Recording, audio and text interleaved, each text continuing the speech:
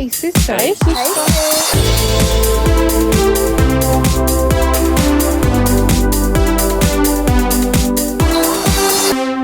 Hey sister. Hey sisters, welcome to the Hey Sister podcast, the podcast where we help nurses unlock their career potential and discover new opportunities. I'm Shy. And I'm Tanil. Each week we bring you inspiring conversations with nurses who've charted unique career paths to help you explore what's possible. Today we're joined by Naomi, who's here to share her incredible journey and tips for navigating your own career. Let's start at the beginning. Naomi, where did your career as a nurse begin? So I started my nursing degree actually to improve my career at the Queensland Ambulance Service. It was well before paramedicine was even a degree. So I worked for QAS before paramedics were registered, and as an emergency medical dispatcher, and to get some extra time off the in-house training that we did for QAS to be a paramedic. I just started my nursing degree, which was going to cut down my 3 years on the job training to 18 months.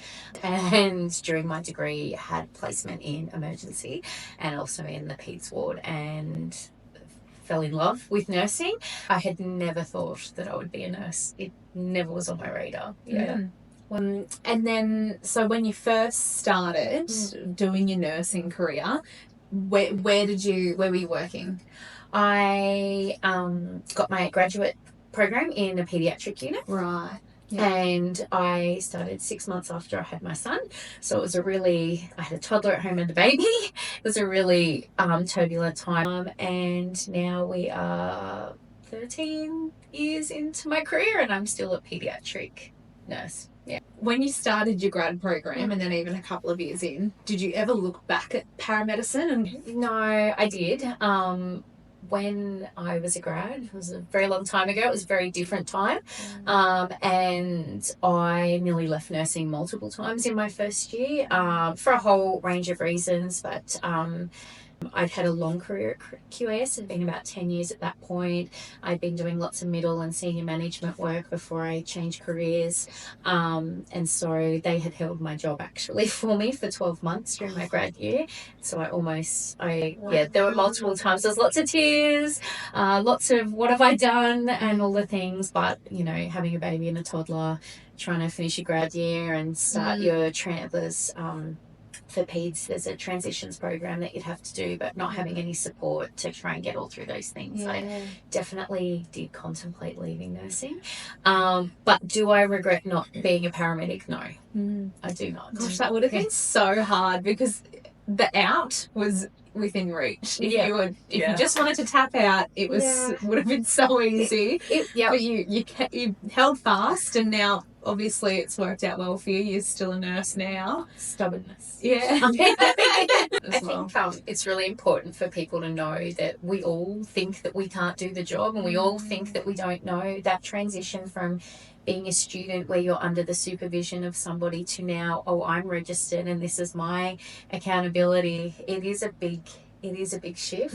And definitely so many days where I second guess, I don't know what I'm doing, I don't know what I'm talking about, I look like a fool or whatever. But I think that's all pretty, imposter syndrome is normal, but I think being a grad in that transition just makes those things a lot harder. And I have to say, I had that transition again when I finished my nurse practitioner studies, where you're working under supervision of somebody and then suddenly you're the accountable person, and it gave me a new insight into what it's like actually for the doctors when I was very much a CNC who thought, I'd say to the doctors, just do this or you just need to do that. I was very confident, but when you're the one who's making those decisions or prescribing those medications, like it was a shift in that saying when you're going from having the supervision and no accountability to actually it's all on me now. It's a big deal. So you're in your position now, but there's a few positions in between that you have worked in and you've worked towards and you've studied, and do you want to tell us a few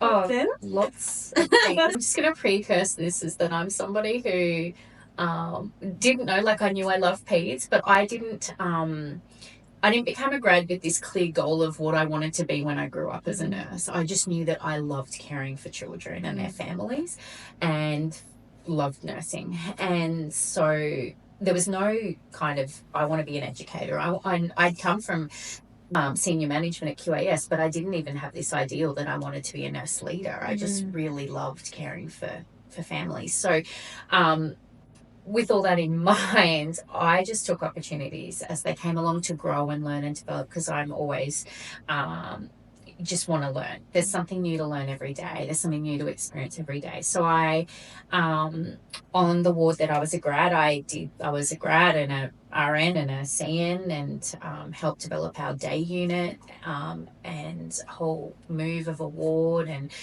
building services. But then I became I did a clinical nurse consultant role. I did a safety and quality role, as well as a paediatric role, and then a more specialist role at another hospital. And that showed me a whole lot of different things. It was a next level of clinical skills, but just more understanding of governance and safety and accreditation and quality structures for us. And then I just kind of got to this point where, oh, what's the next thing when you're a clinical nurse consultant? Where do you go from here? And so I'd already done multiple postgraduate studies. I worked at a palliative care, a paediatric palliative care respite centre. I loved palliative care as well, but you kind of just got to this point where, well, what's next? And so I enrolled in my master's to be a nurse practitioner, because I just didn't know where else. I knew it was not education. I've been a uni marker, but that's probably about the threshold for me. I love mentoring people, but I don't think I'm a teacher in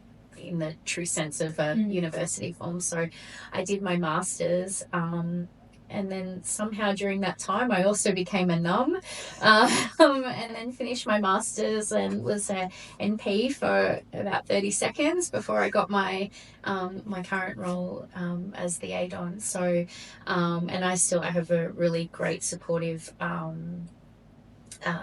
leadership structure in the hospital I work at the moment, so I still get to do some of my nurse practitioner clinical work as well as my ADON work, which is really great. But I don't know that I got there a traditional way or not. I just took opportunities because I wanted to learn about governance and quality. And you've had a really good balance of like the corporate and the clinical work, which I presume makes you a very well-rounded nurse. I think so. Yeah, I like to think so.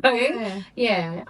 I always, like even now, still try and keep my clinical skills up, but also keeping myself in the front line where I can, so that I can still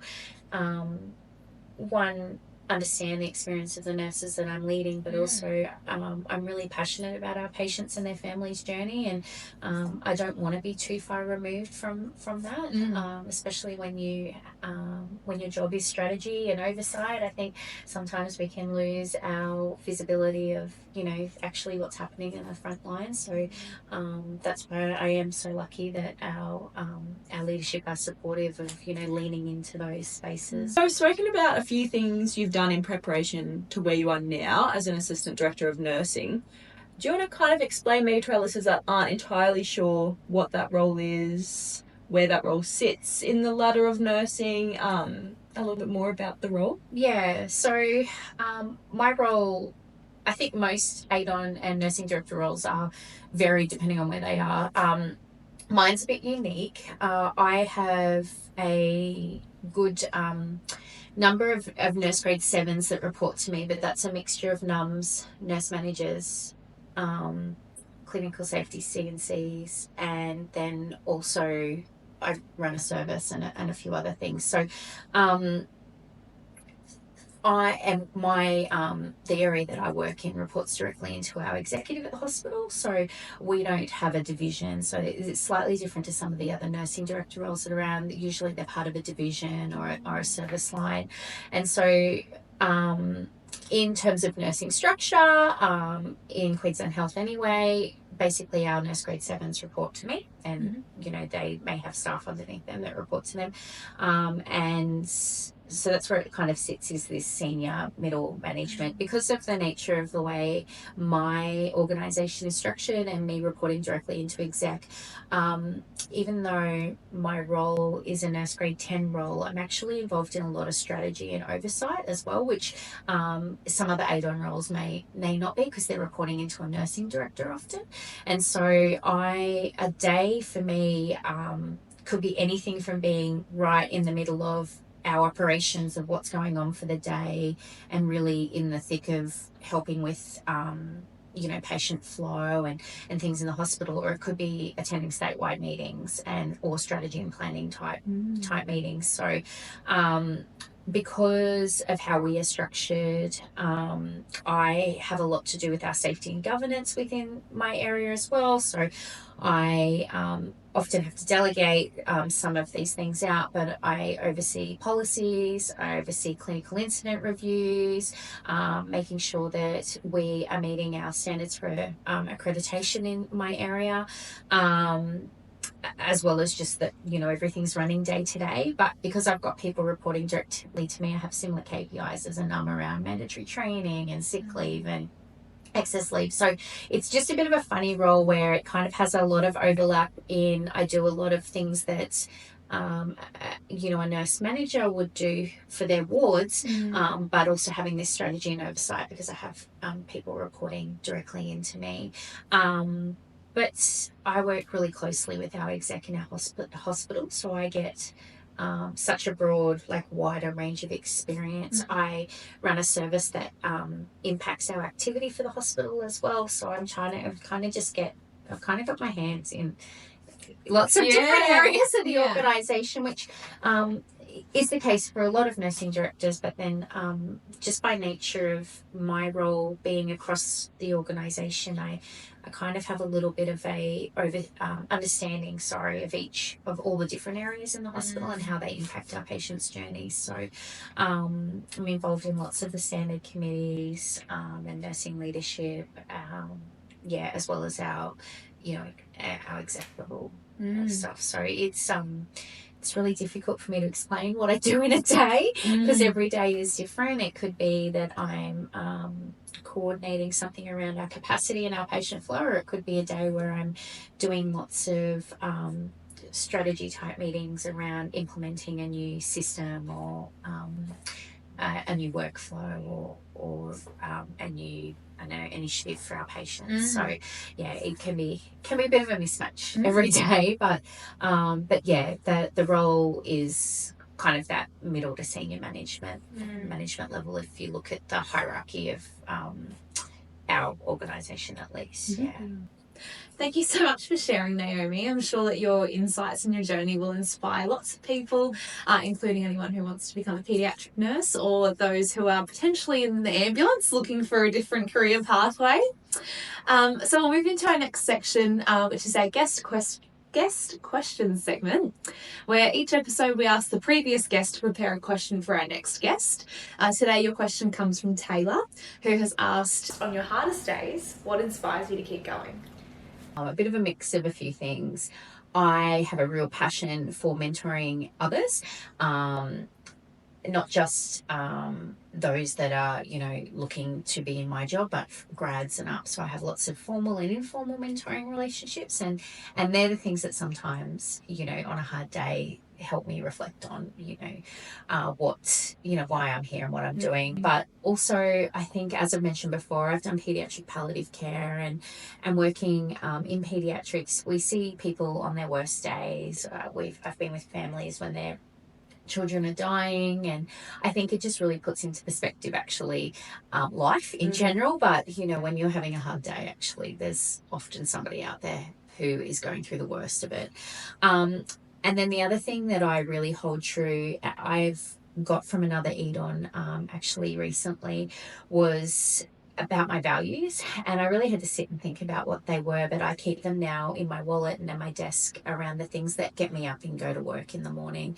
And so on those hard days I reflect on whether, am I still living to those values in my workplace, but also just a reminder of what I'm here for. I'm really passionate about our patients' journeys and about our families, but also growing our young. So they're the things that really really get me out of bed, I guess, every day, but also get me through those days where things are a bit more difficult than I'd like them to be. What question do you have for our next guest? What would you like them to answer? I think that as nurses, we give so much of ourselves to our patients. That can be mentally, physically, and emotionally exhausting. And then when you layer on other aspects of nursing and then shift work for those that are doing shift work on top of it, it can be really draining. And what I'd like to ask your next guest is, what do they do to fill their bucket and to prioritize their well-being in a career that can sometimes be really draining of yourself?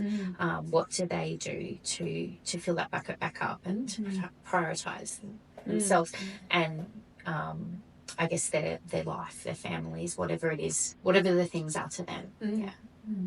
Great question. I can't wait to hear the answer. What we'll do now is we'll switch gears to our rapid fire segment. So we're going to ask a couple of questions and you just say the first thing that's on your mind, all right? Sure. You ready? Ready. Set, go. What makes a good peds nurse? I think being playful and compassionate. What's been your favourite role that you've done? I love my job now, but I think my favourite role was when I was a clinical nurse consultant because I got a bit of everything. I got to still be involved with patients and their families more often than I do now, but I also still got the leadership and the learning around governance and things that come with it. Great. Best piece of advice to our sisters who would like to do your role? The best piece of advice that I could give any nurse is to actually take whatever opportunities that come up. I didn't mention it earlier, but I also have worked in the health improvement unit, and that was around patient flow. I wasn't working in patient flow at the time, but I took that opportunity, and now we've landed here. I think sometimes there's lots of sliding doors in nursing, and you don't know why an opportunity comes up, but I would just strongly say go with your gut. Do not listen or worry about what others might have to say about it. If it's an opportunity you want to take, there's so much diversity in nursing that you won't know what's out there if you don't take those opportunities. And definitely, just believe that you can. I honestly live by, my uncle said this to me when I was 17 and I have always held on to it. It's a Henry Ford quote: if you believe you can or you can't, you're right. And I really think that imposter syndrome is so prevalent amongst a lot of nurses and a lot of women actually, that you should just embrace it, take it. If failure's not really failure, you've always got something to learn from it. But yeah, don't don't worry about what other people think. Just take the opportunities when they come up. If there was an animal that represented you, what would it be? Oh my gosh. I'm just having flashbacks from a job interview because this was asked at that interview. So the animal that I would want to be is probably an orca. That sounds really weird because they're killer whales, and it's not about that. They are supposed to be one of the most emotionally intelligent beings, and whilst I don't necessarily think I'm overly emotionally intelligent, I think that's a really important characteristic for people. And I feel like, I don't know, there's just something about them that's old and wise, and I really love that. And I also just love the beach and the ocean, so I think it'd just be grand to be able to swim through the oceans and explore all day long. But that's an orca. Amazing. And our last question is probably a little bit selfish. I'm just about to start my master's, so I'd love to hear how you balance study with all of your other life priorities. I will precursor this to say that I didn't balance any of it well, but the lessons that I have really learnt is that we will all get to where we want to go in our own time. I have always studied despite working point A or full time and having a young family. And I probably didn't recognize when I was doing those things the impacts they were having on me and on my children. Just trying to, stay up till 2 o'clock in the morning studying, or finishing a full day at work as a num and then going to do clinical placement for my master's. I just kind of saw the goal and tried to get it done. But actually, it wouldn't have mattered if I took another year or, took a different path. So I think if you have a goal and you want to achieve it, go for it. But be realistic about your time, be realistic about how much you have to give, and what you're sacrificing to give that. And everybody has their own journey. I had a really amazing boss many, many years ago at QAS who's given me a poster of this actually, and it says life's a journey, not a destination. And I think that can be true for all of our goals.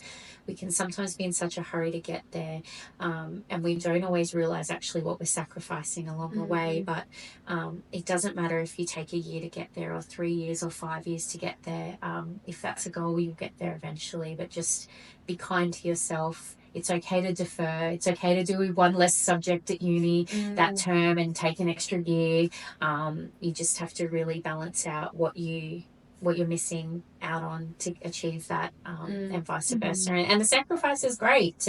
I've learnt so much, but I think on reflection, I probably would have just taken my time a bit more, and just really figured out what the trade-off was going to be. Yeah. I really did get to a point by the end of my master's where working full time, having 2 amazing children that, they want to do all their extracurricular activities and do all the things. And I was up till 2, 3 o'clock in the morning trying to get assignments in, only to get up the next day to go and manage a service and get children to, that's not any way to live. So, whilst we got there and we all survived, I had a great support network around me. Make sure you've got that when you're undertaking these things. But yeah, it's okay that you don't do it as quick as the next person, or even the same way as the next person, because there's multiple roads to lead to the same outcome. Yeah. Thank you so much, Naomi, for sharing your insight and your story. I think it's really nice to hear a bit of a journey in nursing and where you were and what you've done. So thank you so much. Thanks for having me. You're welcome. Thank you. And to our listeners, we hope that this episode inspires you to take whatever your next step is in your career. Please don't forget to follow us on social media, heysister.podcast on YouTube, Spotify, TikTok and Instagram, so you can engage in some more content and share your favourite moments from today's episode. And make sure you tune in next month for another inspiring conversation. See you then. Thanks, sisters. Hey, sister.